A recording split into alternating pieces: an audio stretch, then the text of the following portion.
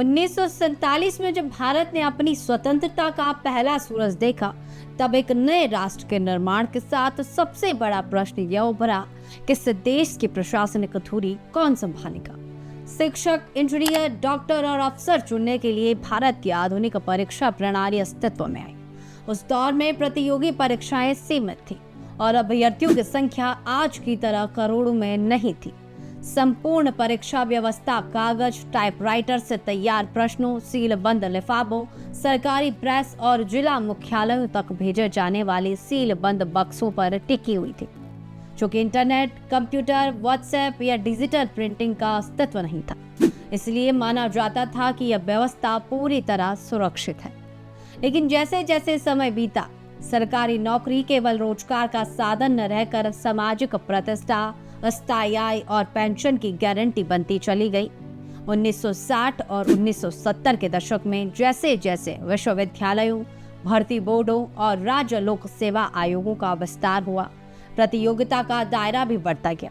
इसी के समांतर परीक्षा केंद्रों पर सामूहिक नकल, स्थानीय स्तर की मिलीभगत और गोपनीयता भंग होने जैसी कमजोरियां उभरने लगी।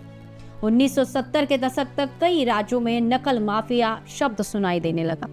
यद्यपि उस दौर में आज जैसा डिजिटल रिसाव संभव नहीं था, किंतु प्रश्न पत्र तैयार करने वालों, प्रिंटिंग प्रेस, परिवहन भंडारण और परीक्षा केंद्रों की कड़ियां ही सबसे कमजोर साबित हुई।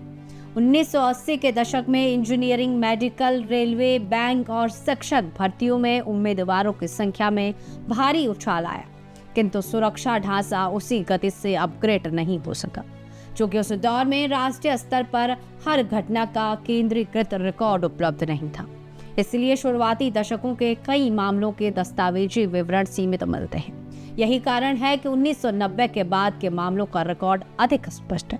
आज इस पेपर लीक इंडस्ट्री की चर्चा होती है, उसकी नींव दशकों पहले ही रखी जा चुकी थी।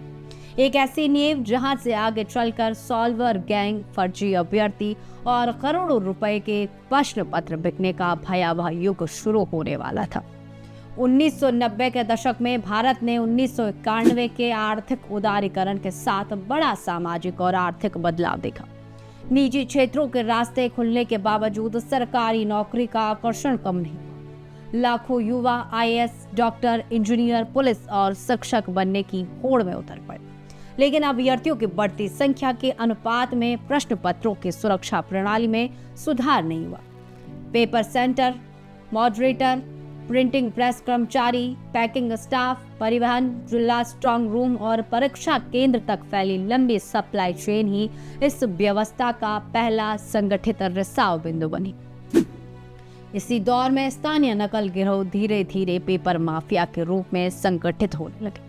1997 में बिहार में तत्कालीन राबड़ी देवी सरकार के कार्यकाल के दौरान शिक्षक भर्ती और अन्य परीक्षाओं में अनियमितताओं के आरोपों ने व्यवस्था की पारदर्शिता पर गंभीर बहस छिड़ी। हालांकि उस दौर के कई मामलों का दस्तावेजी रिकॉर्ड सीमित है और सभी मामलों में पेपर लीक न्यायिक रूप से सिद्ध नहीं हुआ, इसलिए इन्हें सावधानी पूर्वक विश्लेषित किया जाता है। 1998 और 1999 तक कोटा, दिल्ली, पटना, इलाहाबाद और हैदराबाद जैसे शहर प्रतियोगी परीक्षाओं के बड़े हब बन चुके थे। कोचिंग उद्योगों के विस्तार के साथ ही बिचौलियों का नेटवर्क बढ़ा, गैस पेपर का बाजार सजा और फर्जी उम्मीदवारों को बिठाने की कोशिश शुरू। वर्ष 2000 तक भारत नई सदी में प्रवेश कर चुका था, लेकिन परीक्षा सुरक्षा का ढांचा वही 1970 वाला ही बना। 2001 और 2000 में संगठित गिरोह ने केवल नकल कराने के बजाय सीधे प्रश्न पत्रों की गोपनीयता तक पहुंचने के प्रयास शुरू कर दिए। यद्यपि इन वर्षों के कई मामले स्थानीय स्तर पर सीमित रहे और हर मामले में न्यायिक रूप से पेपर लीक सिद्ध नहीं हुआ, किंतु जांच एजेंसियों की रिपोर्ट से साफ हुआ कि परीक्षा माफिया की जड़ें गहरी हो चुकी थी। इसके बाद 2003 में देश के प्रतिष्ठित प्रबंधन प्रवेश परीक्षा CAT, कॉमन एडमिशन टेस्ट, तकनीकी और प्रशासनिक गड़बड़ियों के कारण भारी विवादों में। यद्यपि यह पेपर लीक का प्रमाणित मामला नहीं था, लेकिन इसने पहली बार राष्ट्रीय स्तर पर यह गंभीर प्रश्न खड़ा किया कि क्या भारत की सर्वोच्च परीक्षाएं सुरक्षित है। वर्ष 2004 में केंद्र में डॉक्टर मनमोहन सिंह के नेतृत्व में यूपीए सरकार बनी। अगर कोई यह सोचता है कि पेपर लीक की समस्या केवल हाल के वर्षों में उपज है, तो यूपीए शासनकाल के आंकड़े एक अलग कहानी बयां करते हैं। इस दौरान भी कई बड़ी राष्ट्रीय और राज्य स्तरीय भर्ती प्रक्रियाएं विवादों के घेरे में रही हैं। 2009-2010 के दौरान कई राज्यों में शिक्षक भर्ती और पुलिस भर्ती परीक्षाओं में प्रश्न पत्र लीक तथा बड़े पैमाने पर नकल के आरोप लगे। इसके बाद 2012-13 में रेलवे भर्ती बोर्ड आरआरबी की कुछ प्रमुख भर्ती परीक्षाओं में पेपर लीक और सॉल्वर गैंग से जुड़े नेटवर्क की जांच एजेंसियों ने गहन जांच की, जिसमें कई राज्यों से गिरफ्तारियां हुई और कुछ परीक्षाओं को निरस्त तक करना पड़ा। इसी दौर में कांग्रेस शासित हरियाणा में समय समय पर शिक्षक भर्ती और अन्य सरकारी भर्ती परीक्षाओं में अनियमितताओं के गंभीर आरोप सामने आए, जिनकी जांच राज्य स्तरीय एजेंसियों द्वारा की गई। इसके अतिरिक्त असम, राजस्थान और अन्य राज्यों में भी अलग अलग वर्षों में भर्ती परीक्षाओं में गड़बड़ी और पेपर लीक के मामले दर्ज किए गए, यद्यपि इनकी प्रकृति और स्तर भिन्न भिन्न थे। दूसरी तरफ इसी कालखंड में मध्य प्रदेश में भाजपा शासनकाल उमा भारती, बाबूलाल गौर और तपश्चात शिवराज सिंह चौहान के कार्यकाल के दौरान भारत के इतिहास का सबसे बड़ा परीक्षा घोटाला Vyapam Madhya Pradesh professional examination board बेनकाब हुआ। व्यापम के जरिए मेडिकल, पीएमटी, पुलिस, शिक्षक और अन्य शासकीय नौकरियों की परीक्षाएं संचालित होती थी। देश ने पहली बार सॉल्वर गैंग का संगठित रूप देखा, जहां असली अभ्यर्थी की जगह फर्जी अभ्यर्थियों को बैठाने, रोल नंबरों में हेराफेरी और उत्तर पुस्तिकाओं में बदलाव के आरोप लगे। 2009 से 2013 के बीच शिकायतों के बाद एसटीएफ ने जांच शुरू की, जिसमें दलाल, कोचिंग संचालक, कर्मचारी और कई प्रभावशाली लोग जांच के दायरे में आए। इस मामले से जुड़े कई व्यक्तियों की मौतों के बाद सनसनी फैली और अंततः 2015 में सर्वोच्च न्यायालय ने इसकी जांच सीबीआई को सौंपी। वर्ष 2014 में केंद्र में सत्ता परिवर्तन हुआ और नरेंद्र मोदी के नेतृत्व में पहली बार पूर्ण बहुमत की भाजपा सरकार बनी। देश पारदर्शी और तकनीक आधारित भर्ती प्रणाली की उम्मीद कर रहा था, किंतु उस दौरान सूचना तकनीक और स्मार्टफोन क्रांति के कारण परीक्षा माफिया के तौर तरीके भी बदल गए। व्हाट्सएप, टेलीग्राम और सोशल मीडिया के जरिए प्रश्न पत्र और उत्तर कुछ ही मिनटों में लाखों लोगों तक पहुंचने लगे। वर्ष 2015 में सीबीएसई द्वारा आयोजित all India pre medical test में ब्लूटूथ डिवाइस, माइक्रो एयरपीस और इलेक्ट्रॉनिक उपकरणों से संगठित नकल के प्रयास उजागर हुए। सुप्रीम कोर्ट ने मामले की गंभीरता को देखते हुए पूरी परीक्षा रद्द कर दी, जिससे 6 लाख से अधिक अभ्यर्थियों को दोबारा परीक्षा देनी पड़ी।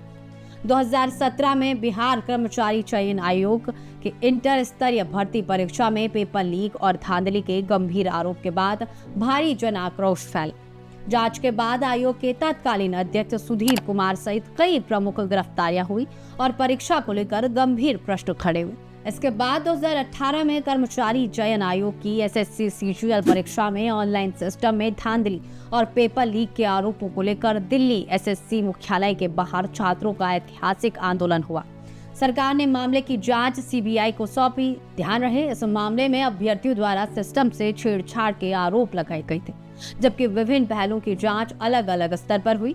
इसलिए इसे अंतिम रूप से सिद्ध पेपर लीक कहना तथ्यात्मक रूप से सही नहीं होगा।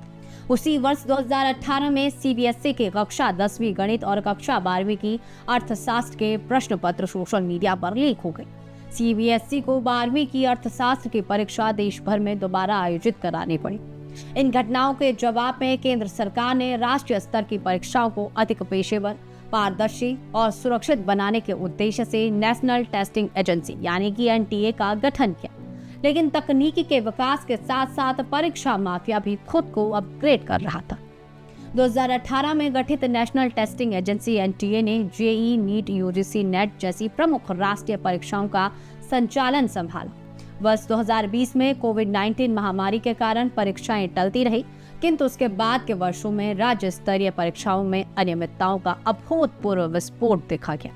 सितंबर 2021 में राजस्थान में तत्कालीन कांग्रेस सरकार मुख्यमंत्री अशोक गहलोत के कार्यकाल के दौरान आयोजित रीट राजस्थान अध्यापक पात्रता परीक्षा में लगभग 16 लाख अभ्यर्थी शामिल हुए थे। प्रश्न पत्र लीक होने के बाद राजस्थान पुलिस की एसओजी ने जांच की, कई गिरफ्तारियां हुई और अंततः लेवल 2 की परीक्षा रद्द करनी पड़ी।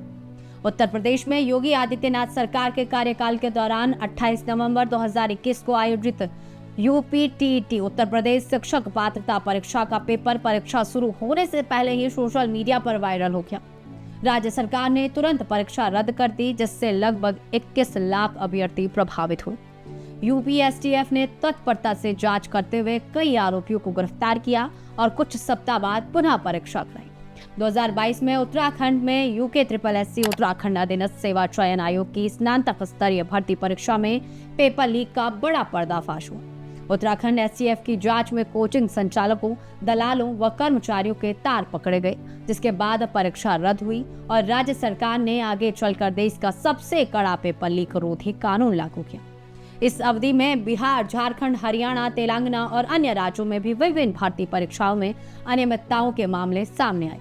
यद्यपि हर मामले की कानूनी प्रकृति अलग थी और सभी में पेपर लीक सिद्ध नहीं हुआ, लेकिन इस दौर ने यह साबित कर दिया कि पेपर लीक अब एक असंगठित अपराध न रहकर अरबों रुपए का संगठित उद्योग बन चुका था, जो लाखों युवाओं के वर्षों की मेहनत को एक झटके में बर्बाद कर रहा था।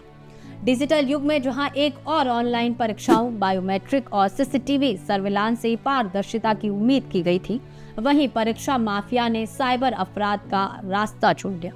ब्लूटूथ तकनीकी, microphone, button camera, remote server access और फर्जी बायोमेट्रिक के जरिए परीक्षा केंद्रों में सेंधमारी के मामले पकड़े गए। राजस्थान में रीट के अलावा सेकंड ग्रेड शिक्षक भर्ती, उत्तर प्रदेश में विभिन्न आयोगों की भर्ती परीक्षाएं और हरियाणा कर्मचारी चयन आयोग HSSC की परीक्षाओं में विजिलेंस व पुलिस जांच के दौरान कई हाईटेक गिरोह बेनकाब हुए। 2024 में उत्तर प्रदेश पुलिस कांस्टेबल भर्ती परीक्षा में पेपर लीक का बड़ा मामला सामने आया, जिसमें लगभग 48 लाख अभ्यर्थियों की परीक्षा रद्द करनी पड़ी और सरकार की कठोर कानूनी कार्रवाई के निर्देश देने पड़े। जांच एजेंसियों के खुलासे ने स्पष्ट हुआ कि इस पूरे खेल में केवल एक व्यक्ति नहीं, बल्कि प्रिंटिंग प्रेस के कर्मचारियों से लेकर IT विशेषज्ञ, परीक्षा केंद्र संचालक, कोचिंग संस्थान, दलाल और सॉल्वर गैंग की एक संगठित आर्थिक श्रृंखला शामिल थी। इसने राष्ट्रीय स्तर पर यह बहस छेड़ दी कि क्या भारत में सभी परीक्षाओं के लिए एक अभेद और एक समान सुरक्षा कानून की आवश्यकता है। 2024 के नीट और UGC नेट विवादों के बाद केंद्र सरकार ने संगठित माफियाओं पर शिकंजा कसने के लिए public examination prevention of unfair means act 2024 लागू किया। इसके बावजूद 2025 और 26 में विभिन्न राज्यों और शैक्षणिक संस्थानों से परीक्षा संचालन में गड़बड़ियों की खबरें आती है, जिसके विरोध में देश भर में बड़े छात्र आंदोलन देखने को। वर्ष 2026 में छात्र असंतोष के बीच केंद्र सरकार ने पेपर लीक मामलों के त्वरित निस्तारण के लिए विशेष फास्ट ट्रैक अदालतों के गठन और विधायी प्रावधानों को और अधिक कठोर करने की दिशा में कदम बढ़ाए। नए प्रस्तावित कड़े प्रावधानों के तहत संगठित पेपर लीक के दोषियों के लिए 10 वर्ष तक की जेल और 10 करोड़ तक के भारी जुर्माने की व्यवस्था की गई। इसी क्रम में नेशनल टेस्टिंग एजेंसी NTA में बड़े प्रशासनिक फेरबदल करते हुए शीर्ष अधिकारियों को बदला गया और फॉरेंसिक तथा साइबर सुरक्षा विशेषज्ञों की सीधी नियुक्ति प्रक्रिया शुरू की। 1947 से लेकर 2026 तक का यह 79 वर्षों का संपूर्ण इतिहास यह स्पष्ट रूप से दर्शाता है कि पेपर लीक या परीक्षा में धांधली किसी समस्या, किसी एक दल या सरकार तक सीमित नहीं रही। चाहे केंद्र में UPA का शासन रहा हो या NDA का, या फिर विभिन्न राज्यों में कांग्रेस, भाजपा, सपा, राजद, JDU अथवा क्षेत्रीय दलों की सरकारें रही हो, हर दौर में परीक्षा प्रणाली को भेदने वाले संगठित सिंडिकेट सक्रिय रहे हैं। यह तथ्य साबित करता है कि यह चुनौती केवल किसी एक राजनीतिक विचारधारा को नहीं, बल्कि संपूर्ण प्रशासनिक, कानूनी और संस्थागत तंत्र की संरचनात्मक कमजोरी है। प्रिंटिंग प्रेस से लेकर परीक्षा केंद्रों और डिजिटल सर्वर्स तक फैली सप्लाई चेन में जब तक पूर्ण जवाबदेही और तकनीकी पारदर्शिता स्थापित नहीं होगी, तब तक केवल कड़े कानूनों से बात नहीं बनेगी। आज का मूल प्रश्न किसी राजनीतिक आरोप प्रत्यारोप का नहीं, बल्कि देश के करोड़ों अभ्यर्थियों के भविष्य और उनके भरोसे का है। भारत को एक ऐसी दलगत राजनीति से परे निष्पक्ष, सुरक्षित और अभेद परीक्षा प्रणाली की आवश्यकता है, जहां किसी भी युवा की वर्षों के निष्ठा और मेहनत किसी दलाल या माफिया की भेंट न चढ़े। यह 79 वर्षों के इस इतिहास का सबसे बड़ा और सर्वमान्य निष्कर्ष है।